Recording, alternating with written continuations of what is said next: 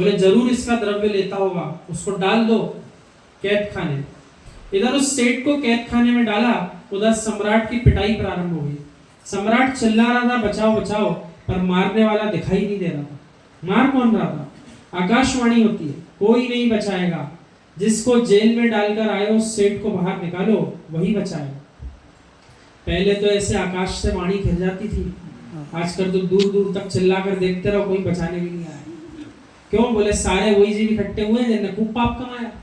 अब जिनकी अंतिम समय पिटाई हो गई, मृत्यु आ रही, उनको भी कोई नहीं बचा पाया। अभी एक जीव को होली के प्रसंग पर इतना पीटा, उसके प्राण चले। बोले जिसको नहीं पसंद था उसके ऊपर डाल दिया उसने, उसी के प्राण ले लिए। तो ये सब क्या है? अब कोई नहीं बचा पाया उसे।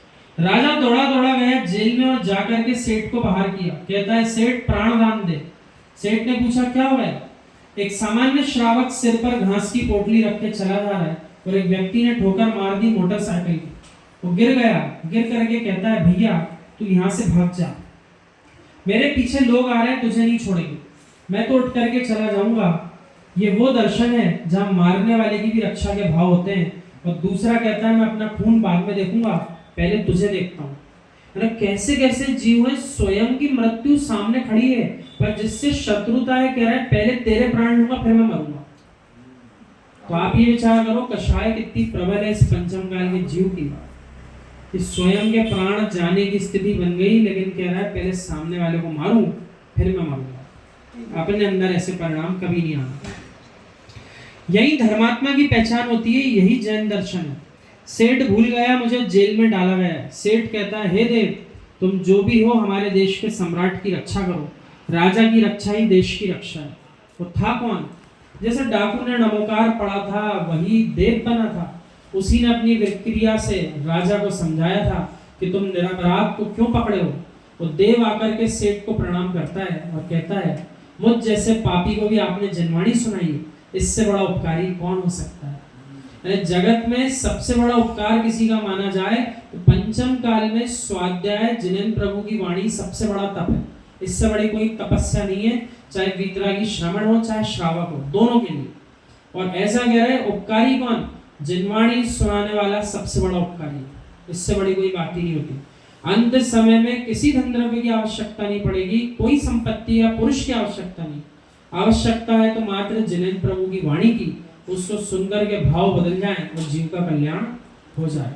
अंतिम समय में एक सेकंड भी करोड़ों अरबों दे दो कोई नहीं बढ़ा पाएगा, लेकिन एक पंक्ति भी किसी ने जिनेन्द्र प्रभु की कान में डाल दी और अंतिम समय वो ध्यान उसमें लग गया तो जीव समाधि मरण को प्राप्त कर लेगा, उसका काम बन जाए।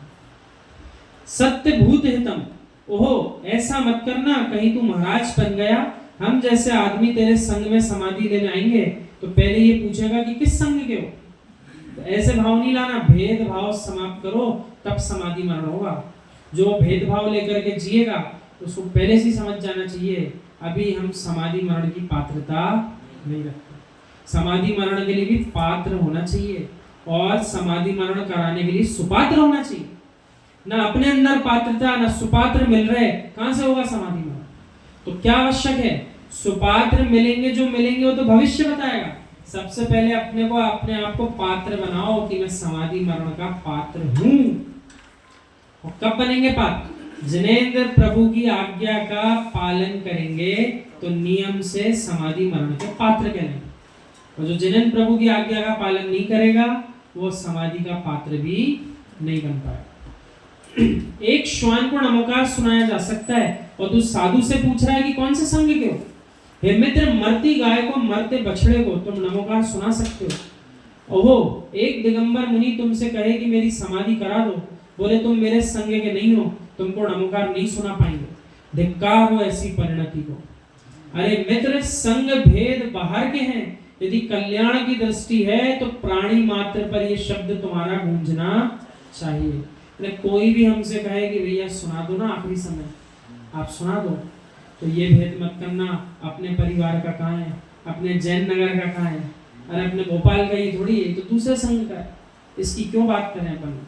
ऐसा नहीं करना। जब मौका मिले, जहां मौका मिले, उसके लिए कल्याण करने का पुरुषार्थ अवश्य करना। किसी भी गणगच्छ का साधु हो उसकी आहारचर्या कराना और कानों में नमोकार मंत्र भी सुनाना। इसमें तुम भेद मत करो, अवक्ष खाने का विरोध करो, गाली सुनने का त्याग करो, साधु को पानी पिलाने और नमोकार सुनाने का त्याग कभी मत करना। यानी ऐसा त्याग मत ले लेना, हाँ भाई एक ही बार आहार कराएंगे, इसके बाद जीवन में कभी आहार नहीं कराएंगे, ऐसा त्याग नहीं ले लेना कभी। बोले सारे त्याग तो कर दिए, अब कुछ बचा ही नहीं, तो बोले आहार कराने का त्याग कर लेंगे, ऐसा मत कर लेना कभी। जब जब कोई भी साधु आए उनकी आहारचर्या कराने के भाव हमेशा रखना। बेटा एक नियम ले लो, इस नगर से कोई भी साधु निकलेगा, जैसे आज इस नगर में जितने घर हैं उतने चौके हैं,